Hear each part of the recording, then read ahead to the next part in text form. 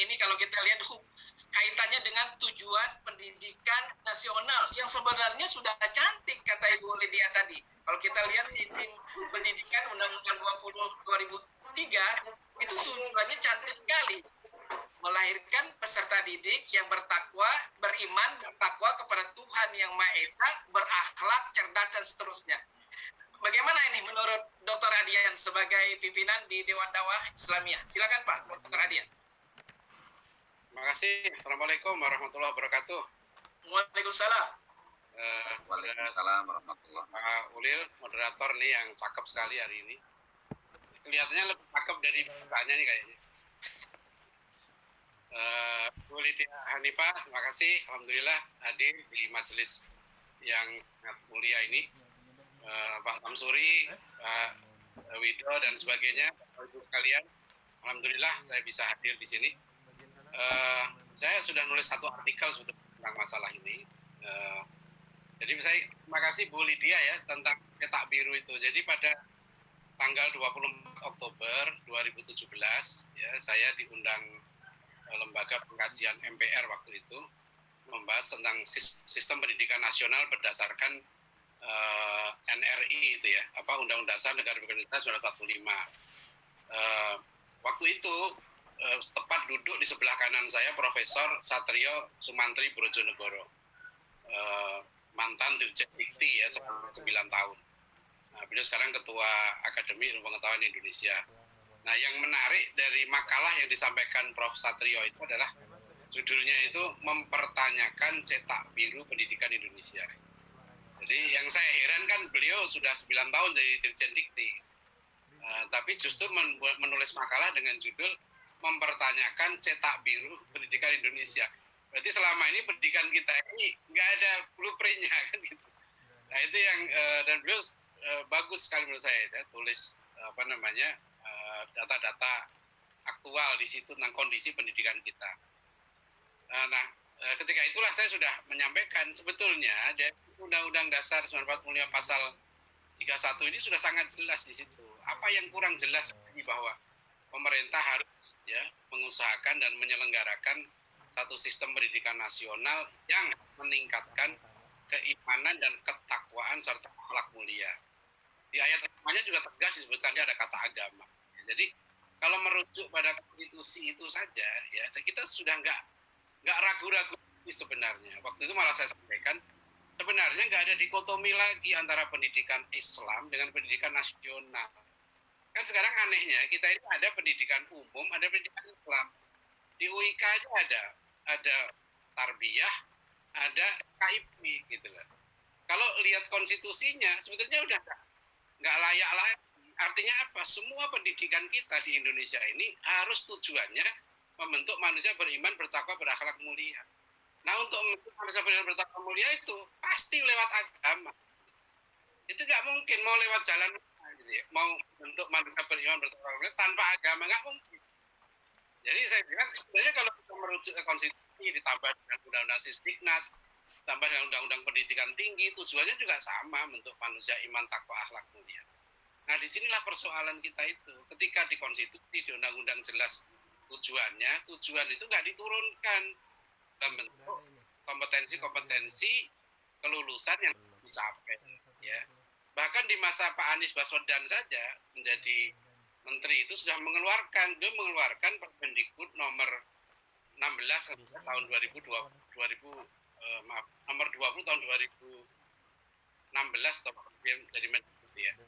Itu mengeluarkan tentang SKL ya. Standar kompetensi lulusan untuk tingkat SD, SMP, SMA. Itu sudah jelas sekali. Semuanya di situ juga penjabaran dari iman, takwa, akhlak mulia.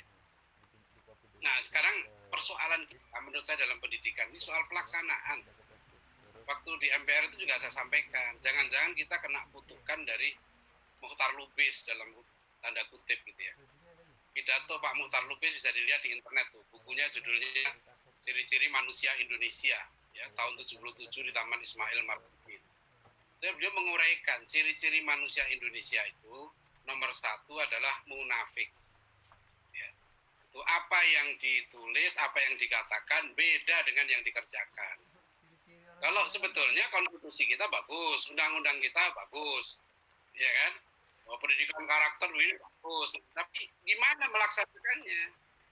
Kan itu. Sekarang kita bilang iman takwa akhlak mulia, buktinya masih banyak lulusan sarjana kita yang nggak bisa ngaji. Saya berapa kali usul gitu ya ke gubernur dan sebagainya. Kenapa sih kok pemerintah itu iman takwa akhlak mulia itu kalau anak SD gimana sih? Kan yang muslim harusnya kan wajib bisa ngaji. Karena saya di Depok nih, tetangga saya Pak Wali Kota Depok, Kiai lagi. Ya, wali kota saya ini, ya kan. Itu beliau saya WA waktu terpilih selamat, tapi juga saya usulkan, mohonlah Pak Wali Kota, keluarkanlah Perda Kota Depok yang mewajibkan setiap anak muslim yang lulus SD di Kota Depok, itu wajib sholatnya benar, wajib ngajinya benar, wajib akhlaknya benar. Itu aja. Itu bagus banget. Pak Anies Baswedan lewat teman-teman yang dengan beliau juga sudah kali-kali saya sampaikan. Realisasi dari itu apa sih? Kan aneh, iman takwa akhlak mulia, lulus SD, pemerintah mewajibkan bisa matematika, tapi nggak mewajibkan bisa ngaji, kan lucu. Ya, nanti di akhirat ditanya oleh Allah. Ya, dulu pernah saya tulis artikel di Republika, satu halaman judulnya pemerintah lebih pintar dari Tuhan. Ya, karena kan Allah mewajibkan orang muslim itu ya Rasulullah perintahkan anak umur 10 tahun sudah harus sholat. Kan itu penjabaran dalam pendidikan gimana?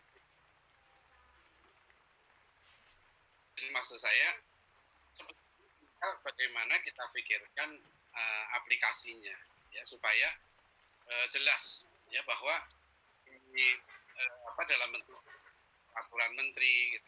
Jadi persoalan kita, Pak Ulil ya, itu pertama tadi bagaimana sih mengaplikasikan dari tujuan yang sudah bagus. Gitu. Yang kedua, persoalannya adalah memang pada konsep, ini nggak mudah sekali. Karena kalau kita lihat di prakonsep PJJ itu konsep yang awal justru menurut saya sahkan adalah konsep tentang negara maju. Pemerintah kan punya tujuan nih 2045 Indonesia jadi negara maju dengan income per kapita 27 juta rupiah per orang per bulan. Ya.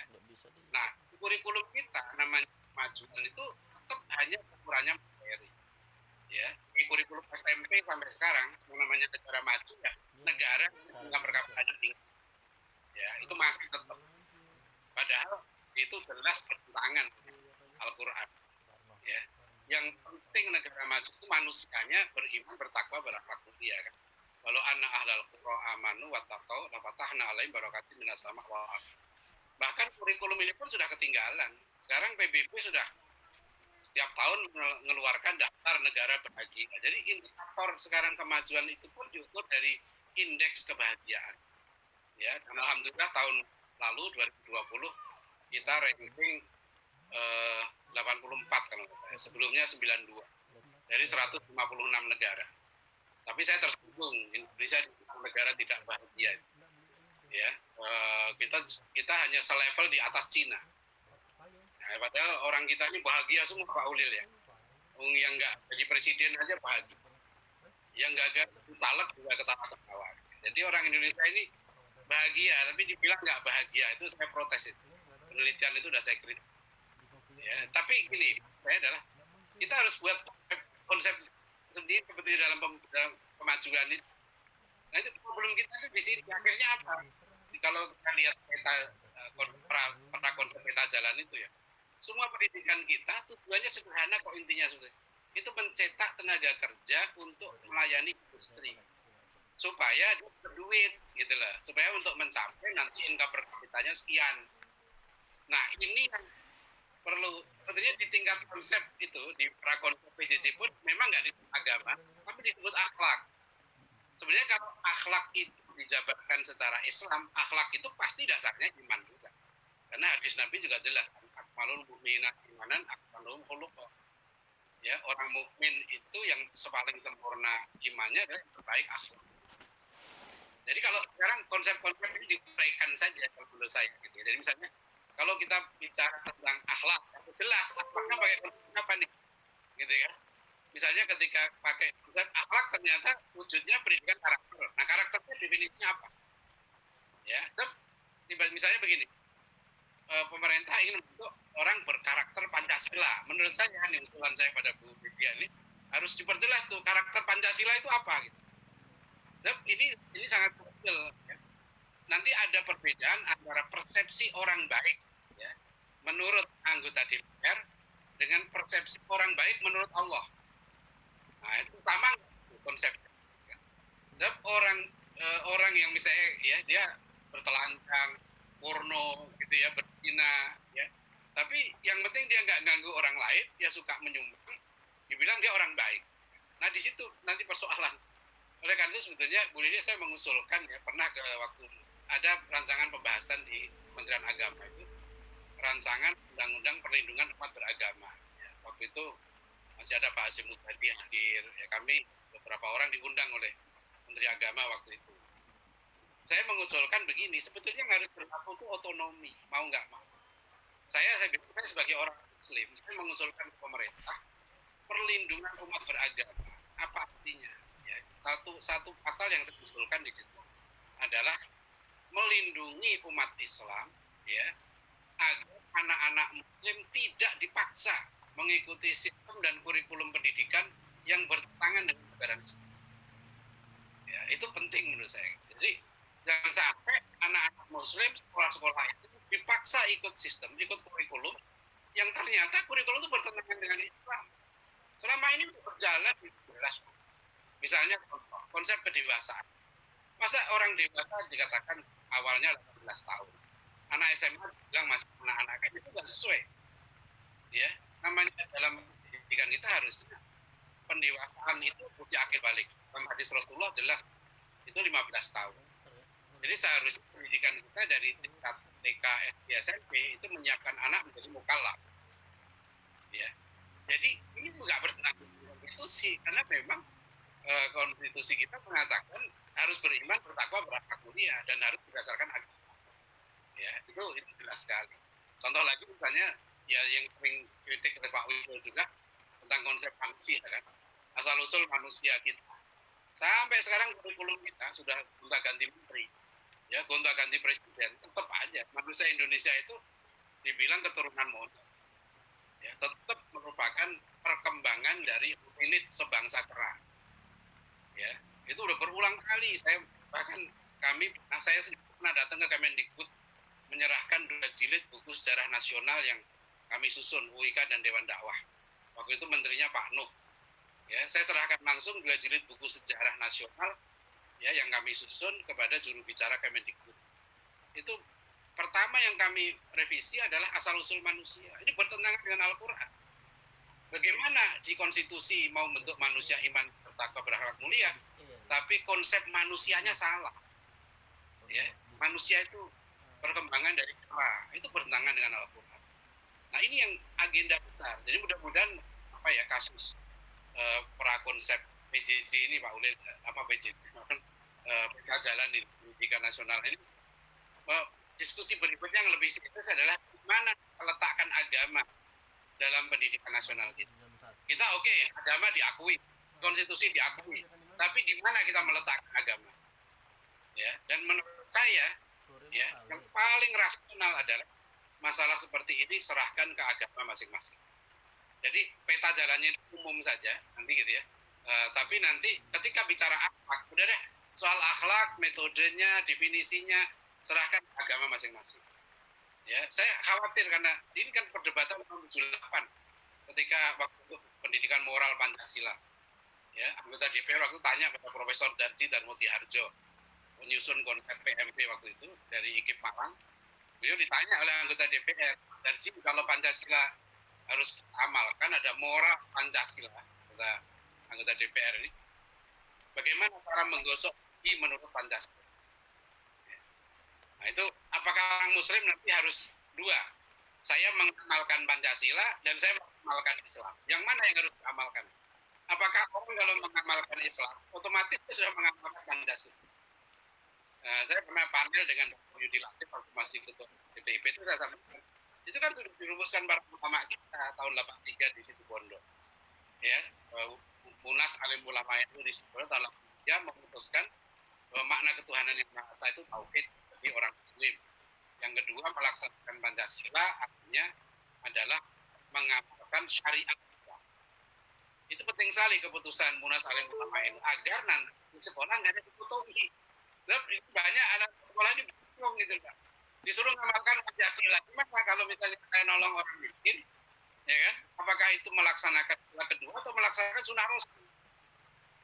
Ya, jadi ini nggak penting jadi konsep-konsep dasar dalam pendidikan kita, konsep tentang kemajuan, pembangunan. Contoh aja begini, terakhir nih Pak Udil ya.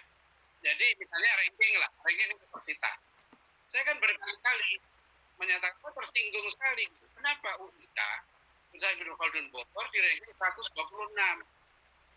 Padahal bukan kampus terbaik di Kota Bogor. Ya. Saya nggak bilang se-Indonesia, di Bogor kampus terbaik itu UIK. Ya, rektornya aja Dr. Endin Mujahidin. Tentang apa? Ada rektor yang mujahid. Hanya di UIK itu. Ya, rektor. Di UIK ini ada iman takwa, akhlak mulia, iman ilmu amal. Ya, ada ketua ketua Islamisasi, ya, ada Dr. Widodo gitu. Berarti Pak di UIK, masa kita dari ke 126, Pak?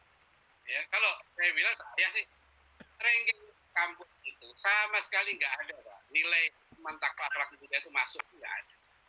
Ya, itu kan aneh. Kita bilang kampus nomor 1 IPB, ya meskipun kampus saya dulu, ya. Tapi ya saya bilang ke rektor IPB, saya bilang ya kalau menurut saya yang terbaik kampus saya. Ini gitu. Menurut saya yakin, di sini ada iman takwa akhlak mulia. Ya. Jadi ketika kita bicara iman takwa akhlak mulia, ternyata nggak kita pakai. Ya. Jadi gini, kalau dosen itu rajin tahajud, ya, dosen itu hafal Quran, dosen itu ngajar ngaji, itu nggak masuk. Nilai akreditasi nggak masuk. Pak Ulil Amri ini, Masya Allah, banyak ngajar ngaji, ya, banyak membina masyarakat, ya. Tapi nggak ditanya akreditasi, ya, berapa persen dosen yang sholat tahajud, gitu kan? Ini mahasiswa UIK-nya ada Pak Idi Amin, ya, kita ada Pak Dr. Amang Safruddin, ya kan? Hebat-hebat nih mahasiswa kita. Tapi mahasiswa yang rajin puasa sunnah itu nggak masuk akreditasi. Tapi yang ditanya itu nanti kerjanya di mana, ya. Jadi insya Allah saya pernah mengusulkan ke Menteri Agama dulu, bahwa Menteri Agama itu kita izinkanlah kami mau buka prodi, ya, insya Allah ke depan itu prodi sarjana istri solehah. Itu Pak, ya. Nah, jadi itu belum ada Pak, nyari solehah kemana? Ayo sekarang. Yang ada sarjana komputer, sarjana pertanian, ya, sarjana bahasa Inggris, sarjana solehah. Ya. Nah itu UIK insya Allah akan buka nanti. Sarjana suami soleh S3, ya, gelarnya, ya. Nah itu kenapa enggak, kan iman takwa akhlak mulia. Jadi kesimpulan saya adalah, ya, ini sebetulnya menurut saya perangkat kita sudah cukup jelas, ya, tinggal mengaplikasikan. Ya, insya Allah nanti kalau saya presidennya, Pak Ulil Amri Menteri Pendidikannya, ya, kita laksanakan Pak Ulil, ya, insya Allah. Ya. Terima kasih. Assalamualaikum warahmatullahi wabarakatuh. Waalaikumsalam warahmatullahi wabarakatuh. Luar biasa. Memang Dr. Radian itu kerap kali menyampaikan gagasannya dengan santai, dengan lucunya, tetapi syarat dengan filsafat yang kuat. Lebih tinjauan beliau terhadap tujuan pendidikan dari aspek undang-undang kita itu tepat sekali, ya. Core pendidikan kita memang melahirkan orang beriman, bertakwa. Mudah-mudahan dia berilmu, kreatif dan seterusnya. Baik, terima kasih Pak Dr. Radian sudah menambah hangat suasana ini. Waktu kita ini sebenarnya memang amat terbatas. Narasumber kita ini ada agenda yang lebih ada lagi setelah ini. Tapi kita ada satu narasumber yang belum berbicara. Baik, saya akan kasihkan narasumber untuk Dr. Widodo untuk sekejap, sebab nanti kita akan diskusi lebih banyak, ya. Pak Dr. Widodo, silakan, apa sih sebenarnya positif dari peta jalan ini dan negatifnya apa kira-kira dari perkembangan STEM ilmu ke depan ini? Silakan Pak Dr. Widodo. Ya, bismillahirrahmanirrahim. Assalamualaikum warahmatullahi wabarakatuh. Yang kami hormati Dr. Samsuri, Dr. In Ledia Hanifah, dan guru kami Dr. Adian Husaini dan Dr. Ulil Amri selaku moderator. Dalam waktu yang sekejap ini, saya kira saya tidak bisa menyampaikan terlalu banyak, kecuali kita bicara pada fokus ya. Jadi fokus pada slide yang kita terima hari ini adalah bagaimana melahirkan pelajar Pancasila ya. Itu kan targetnya ke arah sana. Nah, ini saya kira perlu dijelaskan secara lebih detail. Kita tidak bisa mengangkat dalam hal ini karena terdapat istilah-istilah baru ya yang perlu penafsiran langsung dari pemerintah sebenarnya. Yaitu khususnya kalau dari 6 poin ini adalah pada konteks berkebinekaan global ya. Jadi ini istilah baru saya kira, karena yang kita kenal selama ini adalah Bhinneka Tunggal Ika, yang basisnya adalah terkait tentang keragaman suku, agama, dan istiadat di Indonesia. Tapi ketika kita masuk pada berkebinekaan global, di sana ada paham-paham yang berbeda ya dari cara pandang kita ya. Termasuk di sana ada multikulturalisme, pluralisme, ya, sekularisme, konsep gender itu sendiri yang menerima LGBT, dan konsep-konsep yang lainnya. Seperti apa sebenarnya sikap kita pemerintah ingin melahirkan murid yang atau mahasiswa atau produk yang memiliki penafsiran seperti apa gitu ya. Karena itu tujuan yang ingin dicapai juga harus berkorelasi pada kan ini peta jalan judulnya ya. Peta jalan itu kan harus jelas hulunya apa, hilirnya ke arah mana gitu. Saya ingin sampaikan beberapa screenshot masalah yang harusnya ini juga kita bisa selesaikan ya. Misalkan hari ini satu realitas, pertama mahasiswa yang tidak bekerja sesuai bidang pendidikannya. Pekerja yang cepat jenuh dan nggak bertahan lama di bidang pekerjaannya. Lulusan yang secara zohir cerdas tapi pintar minterin orang lain. Mahasiswa yang lulus tapi belum siap berkeluarga. Mahasiswa yang tidak terampil berorganisasi. Mahasiswa yang tidak dapat memparafrasakan ulang apa yang kemudian difahaminya. Kemudian mahasiswa yang tidak memiliki kreativitas melahirkan produk pemikiran dan teknologi. Dan ini semuanya saya kira penyebab utamanya ada yang di bawah ini, yaitu manusia yang terpisah dalam dua jalur, yaitu ada jalur agama, ada jalur sains, dan ini menjadi dua menara yang berbeda gitu ya. Nah, saya ingin menyampaikan satu alur berpikir ya, yang pernah saya sampaikan juga di depan Menko Polhukam Bapak Prof. Mahfud MD, dan waktu itu saya katakan apakah Bapak ada kritik dengan pemikiran seperti ini ya. Saya katakan bahwa dalam konteks pendidikan, pembukaan itu kan mengamanatkan untuk mencerdaskan kehidupan bangsa ya. Kemudian secara cantik tadi disebutkan ada konteks iman, takwa, keberatan Maha Esa serta akhlak mulia. Yang dua kalimat ini menjadi hulunya yang kita tinggal menurunkan, dan menurunkan itu tentu harus ilmiah ya, memiliki justifikasi ilmiah, tidak dengan penafsiran politik gitu. Kemudian Sisdiknas juga mendorong pemerataan di berbagai hal. Nah, bagaimana ketika kita melahirkan generasi Pancasila seperti apa yang kita ingin tafsirkan gitu ya. Dan karena itu kan rancangan undang-undang haluan ideologi Pancasila saja kemarin sempat problematik dan sampai sekarang masih belum dibahas secara lebih detail lagi di DPR ya. Kita sepakat saya kira secara umum bahwa Pancasila adalah ground norm, dia norma dasar, dan sila pertama Pancasila itu adalah kausa primanya. Artinya adalah dari sila pertama lah kita bisa melaksanakan sila kedua, 3, 4, dan 5 gitu. Nah, adalah sebuah realitas dari 270 juta tadi yang dipaparkan oleh Dr. Mansuri, bahwa mayoritas bangsa Indonesia hari ini beragama Islam. Dan beragama Islam itu dan berketuhanan yang Maha Esa. Dan berketuhanan yang Maha Esa dalam penafsiran mayoritas bangsa ini adalah bertauhid kepada Allah Subhanahu wa taala. Nah, ketika kita bertauhid, tentu kita tidak ingin menjadi teistik agnostik yang kenal Allah tapi tidak siap untuk mengabdi kepada Allah. Maka bertauhid itu sebenarnya berkonsekuensi logis berkitab suci ya. Berkonsekuensi logis pada berkitab suci, yaitu kitab suci kita apa? Al-Qur'anul Karim ya. Nah, Al-Qur'anul Karim menjadi sumber referensi utama dalam melahirkan kemanusiaan yang adil dan beradab. Ya. Nah, tantangannya kan sebenarnya perlu kita jelaskan, apakah orang ber-Al-Quran itu menjadi teroris, ataukah Al-Quran itu menjadi saintis sejati. Apakah Al-Quran itu menjadi orang-orang yang radikal dan intoleran? Apakah Al-Quran itu menjadi pejuang peradaban? Itu yang sebenarnya paling filosofis ya. Dan kalau kita ingin melahirkan manusia-manusia yang cerdas, sosok cerdas seperti apa yang akan kita river ya? Apakah seperti Amerika, Finlandia atau Cina yang mungkin cerdas secara akalnya, dia mungkin jadi warga negara baik karena taat bayar pajak dan taat undang-undang, tapi di saat yang sama dia tidak mengerti tentang agama dan tidak perlu takut kepada Tuhannya. Nah, ini yang sangat filosofis dalam membangun peta jalan ataupun cetak biru ya. Nah dari hal ini kemudian kita mengusulkan seandainya peta jalan itu ingin dilanjutkan, hendaknya dia harus bertitik tolak dari konstitusi dan juga berujung pada visi konstitusi yang sudah cantik sebenarnya.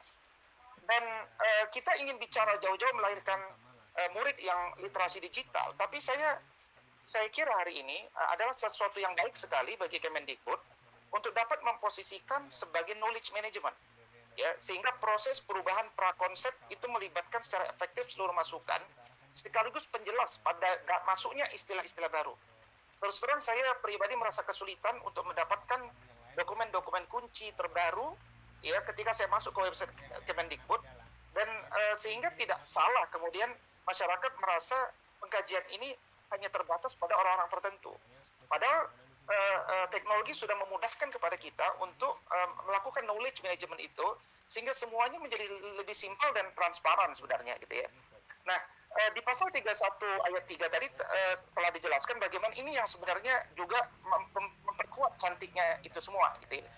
Nah, saya ingin menyampaikan cerdas itu kan perlu kita narasikan cerdas dalam konteks apa. Nah, Nabi kita telah mengatakan bahwa al-qayyis man dana nafsahu wa amila lima ba'dal maut. Orang yang cerdas itu adalah orang yang mampu beramal untuk hari sesudah kematiannya.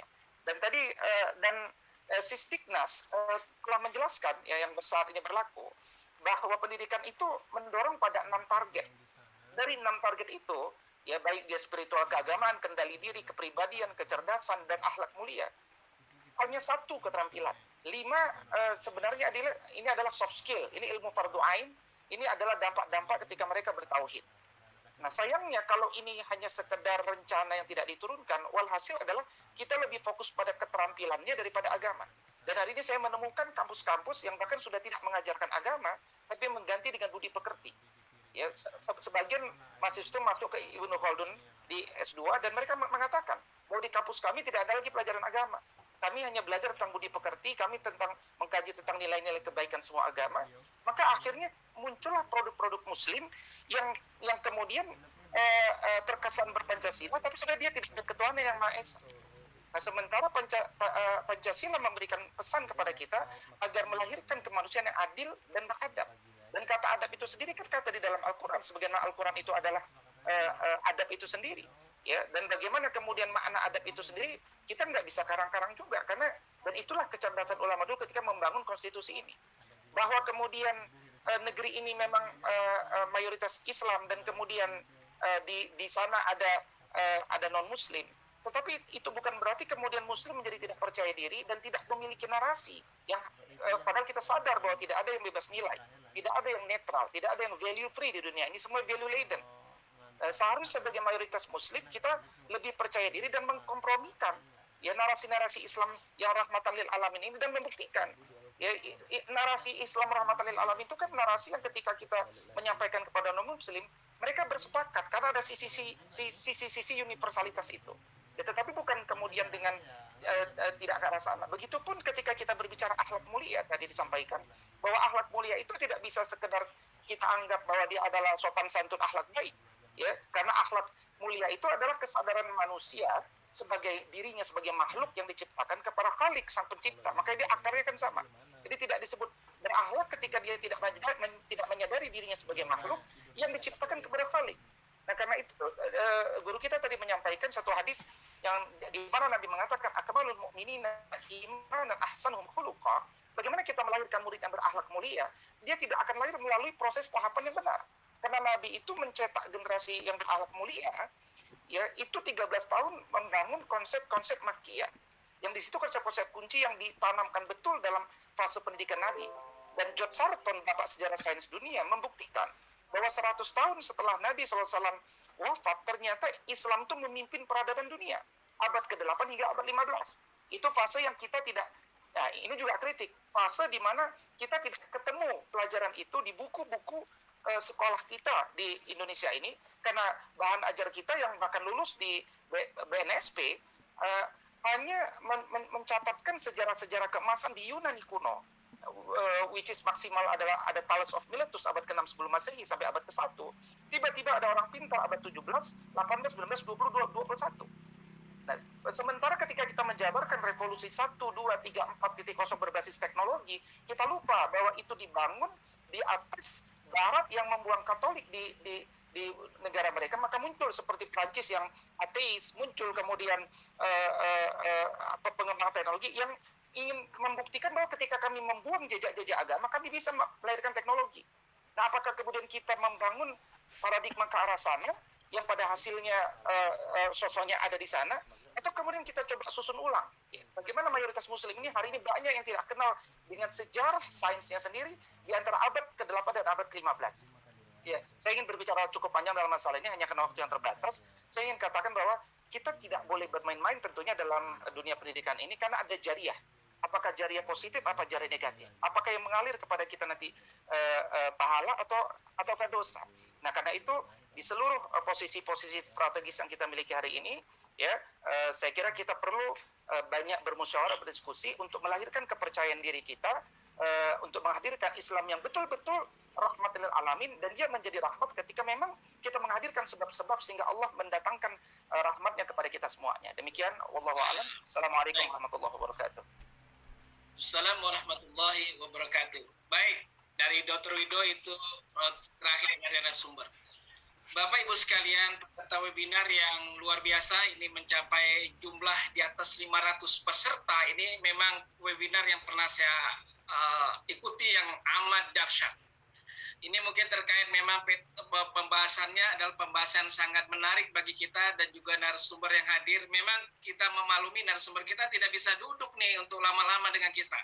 Baik Bapak Ibu sekalian, tadi kita sudah mendengarkan dari Dr. Wido yang terakhir, kalau ibaratnya kita sedang main bola, bukan saya mengatakan Dr. Wido itu sebagai penendang golnya, bukan ya, tetapi kira-kira bisalah mirip-mirip demikian. Dr. Wido sudah memberikan masukan yang sangat berharga, sehingga kita semakin yakin apa yang disampaikan oleh Pak Menteri akan melakukan revisi perbaikan rancangan itu tadi. Bapak Ibu sekalian, ini waktu kita terbatas, mungkin narasumber juga terbatas bisa hadir di sini ya. Saya akan memberikan dua tanggapan dari peserta, dua orang yang saya batasi waktunya 1 sampai 2 menit. Silakan disampaikan siapa yang mau berbicara. Silakan. 2 orang dulu. Silakan. Boleh?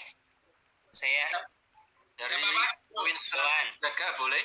Ya, tidak boleh. Winston Jaga Yogyakarta boleh? Baik, dari Jogja. Silakan dari Jogja dulu. Silakan. Dari Jogja. Dari Jogja. Baik, silakan dari Jogja. 1 menit, 2 menit ya Pak ya. Baik. Saya ucapkan terima kasih atas kesempatannya. Singkat saja. Pertama adalah negara kita ini menggunakan sistem hukum civil law. Jadi kalau kemudian dalam hukum civil law itu formatnya harus jelas, eksplisit dibuat, tidak sama seperti hanya ketika di dalam negara common law.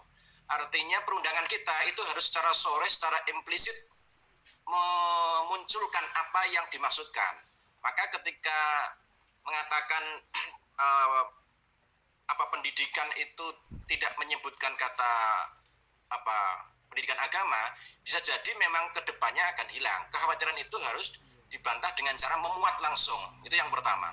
Yang kedua, kalau kita mau melakukan perjuangan ini, paling tidak ada 3 level. Ya. Yang pertama adalah akademik, dengan membantu pemerintah untuk menyiapkan naskah akademik sehingga nanti muncul RU ini. Jangan sampai masyarakat disodori RU yang sudah jadi, lalu kemudian ke belakangnya masyarakat terbelah karena opsinya cuma hanya pro dan kontra terhadap ini. Strata kedua adalah strata di kekuatan di tingkat legislator. Ini sangat penting. Maka kemudian strategi kedua ini tidak bisa berdiri sendiri, dibutuhkan strategi ketiga yaitu strata supporter ya, pendukung. Pendukung itu berada di luar dunia netizen dan sebagainya. Sehingga kalau mau berjuang, mewarnai RUU Sesdinas ini nantinya, kami berharap pada 3 strata level ini kita bisa bergerak bersama-sama. Nah, selama ini, baik, Pak. Waktunya habis, Pak. Cukup, Pak ya. Baik, kita sudah tangkap ya. Jadi, baik, terima kasih rekan tamu kita yang dari Jogja yang sudah memberikan masukannya. Kemudian dari Medan, Haidar Daulay. Baik, kita ke Medan dulu. Ya, baik Medan, silakan. Bismillahirrahmanirrahim. Assalamualaikum warahmatullahi wabarakatuh. Assalamualaikum. Baik, Pak. Silakan. Assalamualaikum warahmatullahi wabarakatuh. Waalaikumsalam. Ya, baik. Saya Haidar Daulay dari Dewan Dakwah Sumatera Utara, Ketua Dewan Syuro. Baik, terima kasih kesempatan ini. Pertama, kalau saya menanggapi, peta jalan pendidikan itu adalah aplikasi. Jadi dia bukan kebijakan. Jadi dia tetap tunduk kepada yang di atasnya, PP, Undang-Undang Pendidikan, Undang-Undang Dasar Pancasila. Nah, itu pertama ya. Jadi tidak ada yang boleh bertentangan dengan itu. Dia harus sejarah. Jadi aplikasi saja dari pendidikan kita. Nah, jadi tugas ini adalah mengaplikasikan apa-apa yang dilaksanakan yang belum pernah kita lakukan. Misalnya apa? Pernahkah kita menafsirkan kecerdasan itu apa? Mencerdaskan kehidupan bangsa. Apa pernah kita tafsirkan itu? Nah, ini tugas aplikasi. Kecerdasan itu ada intelektual, ada emosional, ada spiritual, ada skill. Nah, tafsirkanlah itu. Dan begitulah jalannya nanti kita melakukan pendidikan itu. Nah, jadi intelektual itu ilmu kan. Kalau emosional membuat bagaimana orang berbahagia seperti kata Pak Adian tadi. Kalau spiritual itu orang beragama. Skill itu tadi ada skill, life skill macam-macam tadi saya lihat tadi Pak itu ya. Jadi saya kira aplikasi ini aplikasi dari pendidikan itu sendiri ya. Oleh karena itu itu peta ini harus seperti itu ya. Baik, lalu kemudian iya kan? Baik, Pak. Baik. Waktunya Pak ya. Kita. Ya, itulah yang maksud saya begitu ya. Baik. Sudah kita tangkap. Baik. Jadi kalau agama telah diatur dari Pancasila, Ketuhanan Maha Esa, Undang-Undang Dasar, Undang-Undang Pendidikan, Dewan Pendidikan. Baik Pak ya. Baik, kita sudah menangkap dari 2 komentar dari tamu kita, yang satu dari Jogja, yang satu dari Medan. Semua komentarnya luar biasa, memperkaya kita ini. Baik, karena waktu kita terbatas, saya akan kembali ke narasumber dulu yang mungkin beliau ini agak terbatas banget waktunya. Itu Pak Samsuri masih bersama kita? Masih, Pak.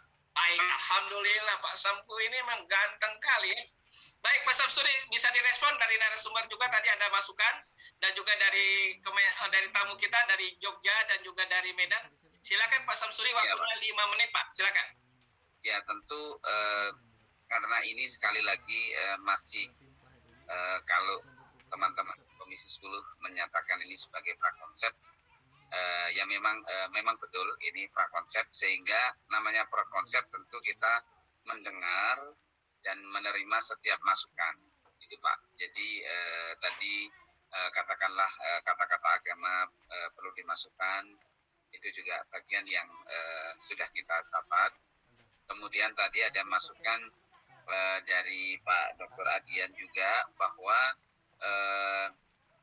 nanti bagaimana implementasi keagamaan itu diserahkan kepada masing-masing agama, itu juga satu masukan, gitu ya.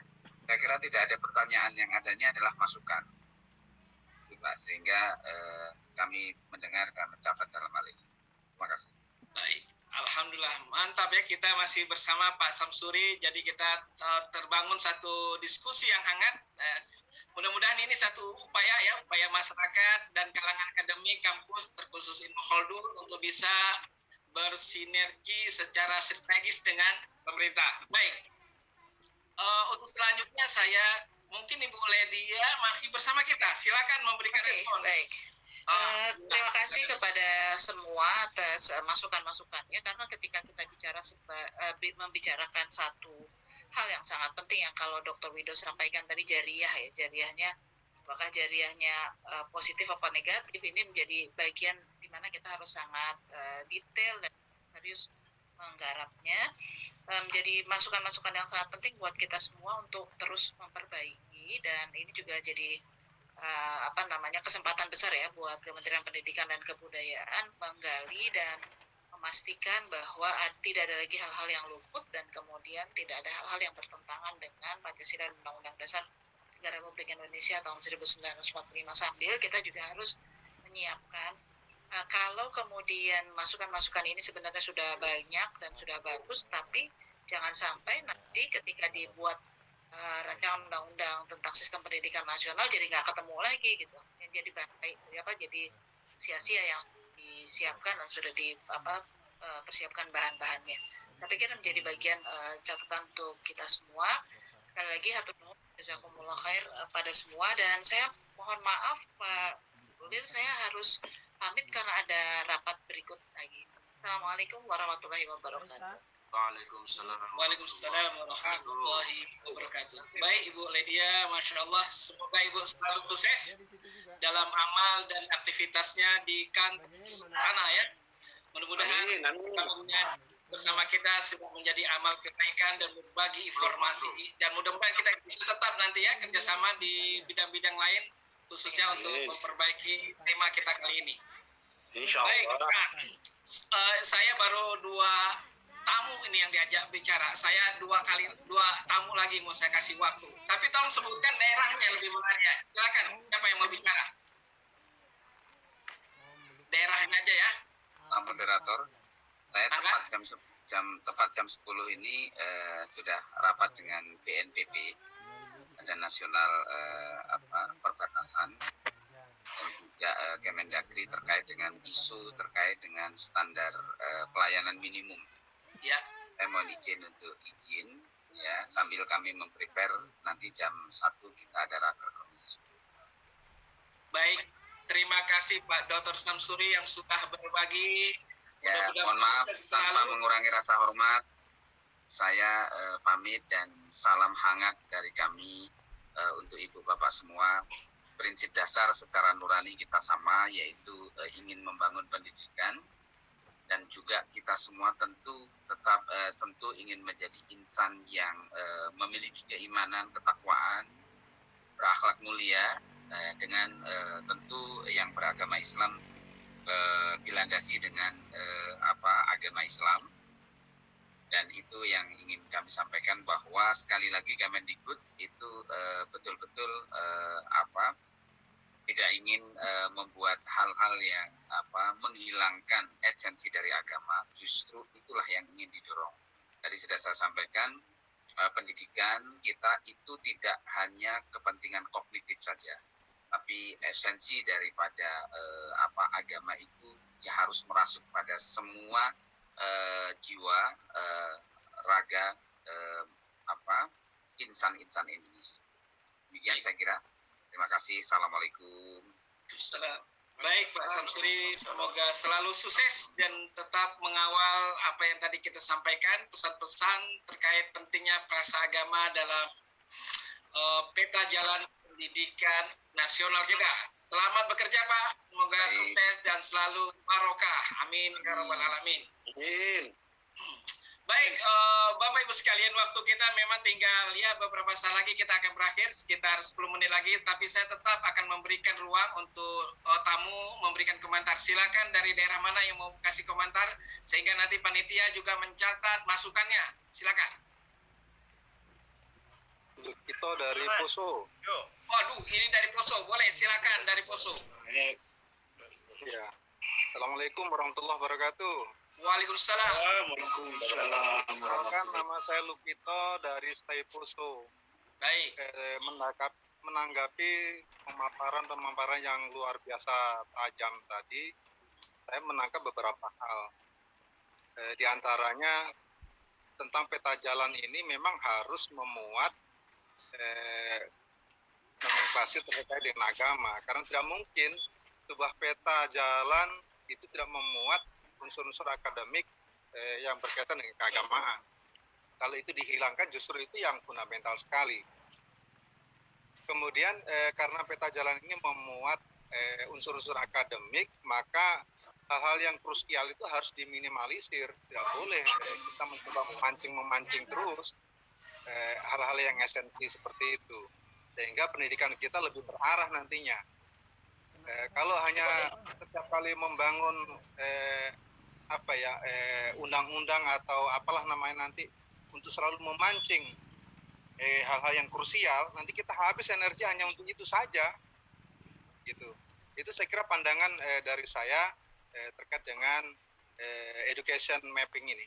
Terima kasih. Salam dari Sekolah Tinggi Agama Islam Poso.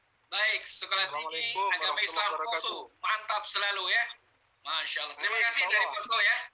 Baik, siapa lagi yang akan memberikan pandangannya? Akan kita catat. Baik, dari mana? Bandung. Oh, Bandung ini dekat ya. Silakan Bandung. 1 menit. Silakan dari Bandung. Ya. Terima kasih atas waktunya. Assalamualaikum warahmatullahi wabarakatuh. Waalaikumsalam warahmatullahi wabarakatuh. Yang terjadi sekarang dari apa yang dipaparkan tadi, mungkin saya sebagai pelaku pendidikan merasa bahwa dalam keadaan sekarang itu pendidikan di Indonesia betul-betul dikerdilkan gitu, merasa dikerdilkan. Apalagi sejak adanya corona, hanya pendidikan saja yang diliburkan gitu. Hanya pendidikan saja yang tidak boleh masuk gitu. Sementara pengajaran tidak sama dengan pendidikan gitu. Nah, apalagi tadi dipaparkan tentang kita akan menghadapi demografi yang modal dasarnya adalah sumber daya manusia, dan ini pula lah yang ditutup gitu. Nah, bagaimana kira-kira tanggapannya? Terima kasih. Baik, pertanyaan dari Bandung ini luar biasa kritis sekali ya realitanya, karena ini rekan kita, tamu kita dari Bandung adalah betul-betul pelaksana dunia pendidikan ya. Mudah-mudahan yang disampaikan kita bisa pahami semua dan nanti menjadi masukan yang penting ya. Pendidikan tak boleh berhenti meskipun dalam kondisi pandemi.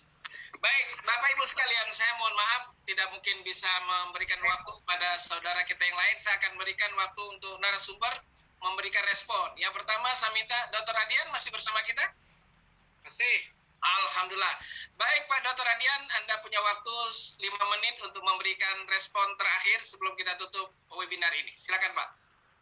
Terima kasih. Pak Ulil, ini nggak mendidik ini. Masalah penting cuma 5 menit. Benar itu. Betul ya. Ya, tapi salah besar ini yang dibatasi. Ini otoriter juga ini moderatornya. Moderator perlu toleransi. Itu Mas Adian. Iya Pak Haji, betul. Gitu banyak usulan tuh.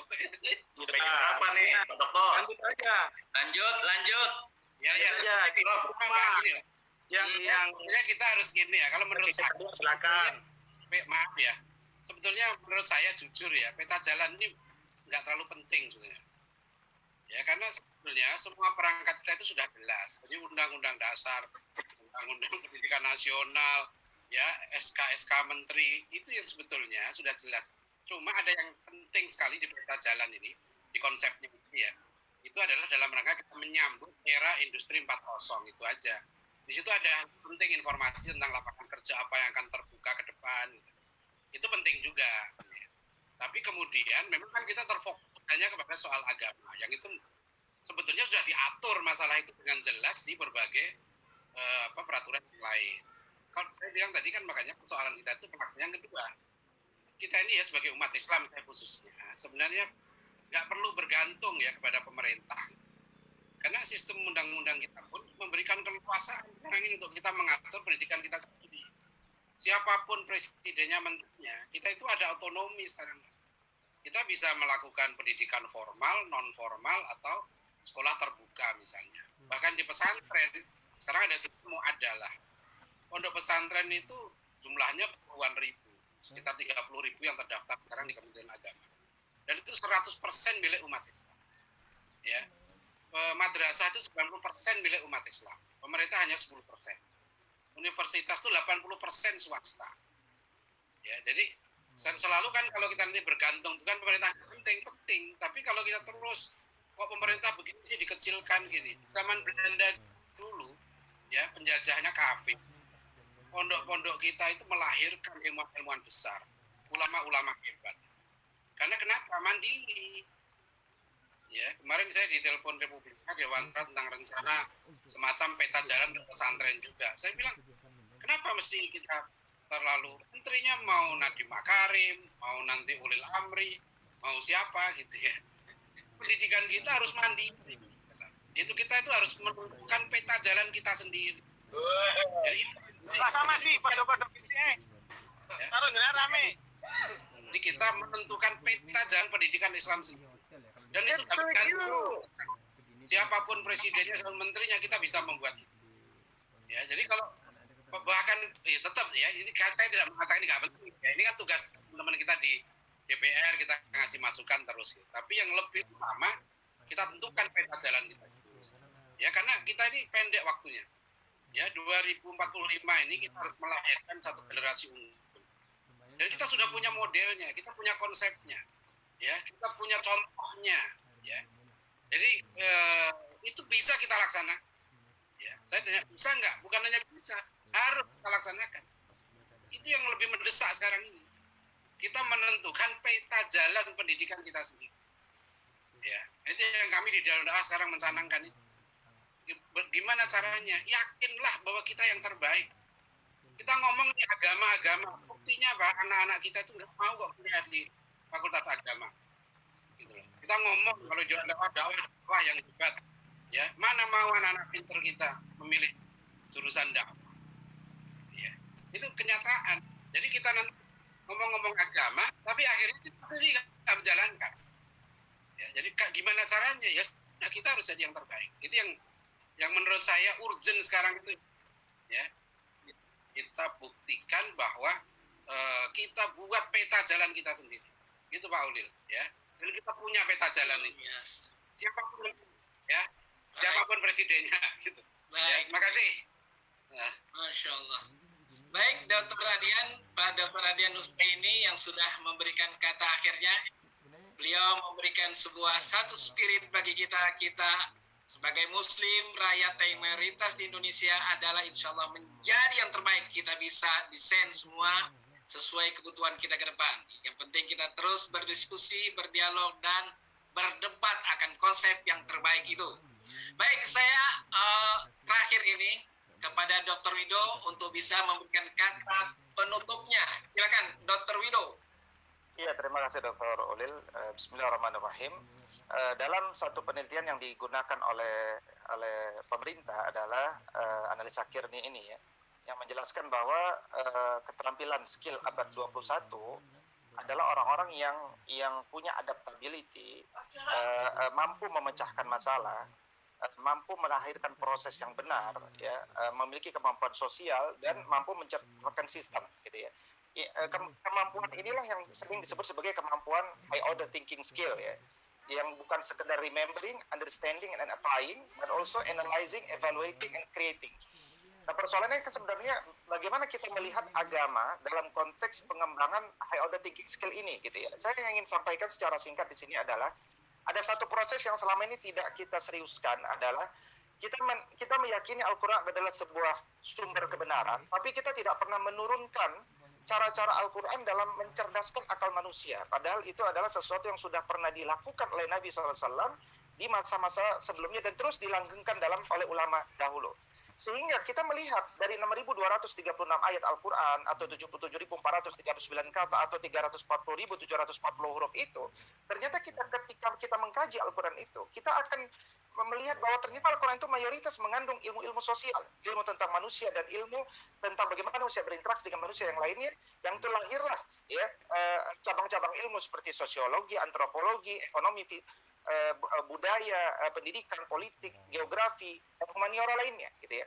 Nah, ketika seseorang itu ingin menyempurnakan social science mereka pasti akan mencintai ilmu alam, yaitu fisika, kimia, matematika, biologi, karena ini ilmu untuk hidup. Ya, saya sering sampaikan bahwa saintis pertama itu adalah justru Nabi Adam alaihissalam. Ya, dengan sederet persoalan beliau sebagai manusia pertama di muka bumi yang ada teknologi apapun di saat itu. Ya. Nah, karena itu kemudian ketika kita melahirkan kecerdasan intelektual berbasis kecerdasan agama, Ya, ternyata agama sudah membimbing kita dengan metodologi itu. Ya. Bagaimana kemudian melahirkan metodologi pembelajaran yang itu diperintahkan oleh Al-Quran, sehingga akhirnya lahir ya generasi-generasi yang bukan saja sopan santun, tetapi juga memiliki kecerdasan intelektualitas, bersih jiwanya dan kuat jasadnya gitu ya. Bahkan misalkan untuk menafsirkan penjumlahan, pengurangan, perkalian, pembagian saja, itu kita diminta untuk mengembangkan waria kita. Ya, dan berapa banyak permisalan yang ada dalam Al-Quran yang itu akan menjadi satu narasi kurikulum terbaik sejatinya, bahkan primer, sebelum kita memperkayanya dengan narasi-narasi dari sumber-sumber yang lain. Ya, jadi saya kira ini adalah tantangan bagi kita untuk kemudian membuat peta jalan pendidikan kita sendiri tadi sebagaimana seperti Dr. Radian, di mana pada akhirnya pemerintah akan melihat bahwa ternyata peta jalan yang kita tawarkan itulah yang sebenarnya yang layak diambil karena dia memiliki landasan filosofis yang benar, mengakar secara agama, mengakar secara konstitusi, dan punya visi yang benar secara konstitusi. Ya, bukan semacam kata-kata konstitusi yang tidak punya implementasi yang punya benang merahnya di sana. Saya kira demikian saja yang dapat saya sampaikan. Aku qouli hadza wa astaghfirullah li wa lakum. Assalamualaikum warahmatullahi wabarakatuh.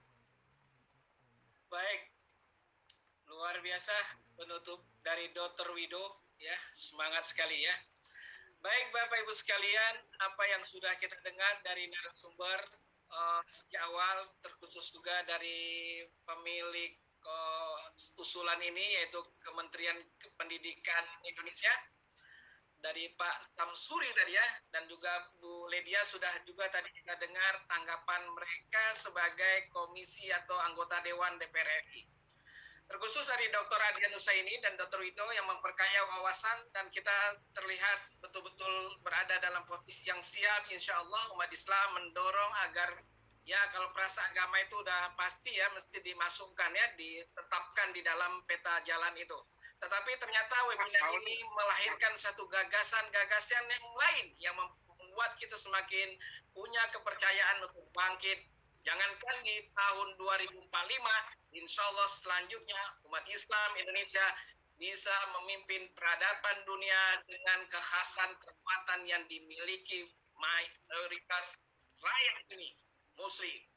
Baik, sebelumnya saya ucapkan juga ya terima kasih kepada panitia di Ibnu Khaldun yang sudah memfasilitasi saya untuk memimpin acara ini, dan mudah-mudahan Ibnu Khaldun kampus di Bogor tetap maju dan selalu bisa bermitra dengan pemerintah, terkhusus untuk memperbaiki peta jalan pendidikan Indonesia. Bravo untuk kampus Ibnu Khaldun, sukses selalu. Dan saya kembalikan kepada moderator dan mohon maaf atas segala kekurangan dan kekhilafan dalam acara kali ini. Assalamualaikum warahmatullahi wabarakatuh. Waalaikumsalam warahmatullahi wabarakatuh.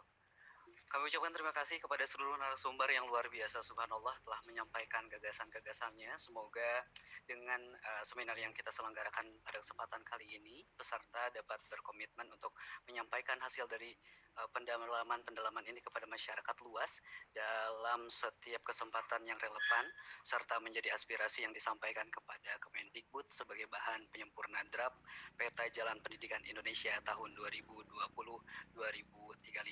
Kami ucapkan terima kasih kepada para narasumber, Ibu Ledia Hanifah, anggota DPR RI Komisi 10 Bidang Pendidikan, Bapak Dr. M. Samsuri, Kepala Biro Perencanaan Kemendikbud, Dr. Haji Adian Husaini MA, Ketua Dewan Dakwah Islamiyah Indonesia, Dr. Haji Wido Supraha selaku Kepala Pusat Islamisasi Sains di Universitas Ibnu Khaldun Bogor, dan terima kasih kepada moderator Dr. Haji Ulil Amri Syafri MALC. Alhamdulillah, diskusi kita pada kesempatan kali ini berjalan sangat dinamis dan juga ya diskusi akademik kita cukup dinamis. Semoga Bapak Ibu sekalian belum puas dengan materi-materi atau gagasan-gagasan yang telah dipaparkan, agar akan timbul juga diskusi-diskusi di kemudian hari. Baik Bapak Ibu sekalian, acara ini juga disiarkan secara live di YouTube dan bisa Bapak Ibu tonton rekamannya via YouTube di channel Universitas Ibnu Khaldun Bogor.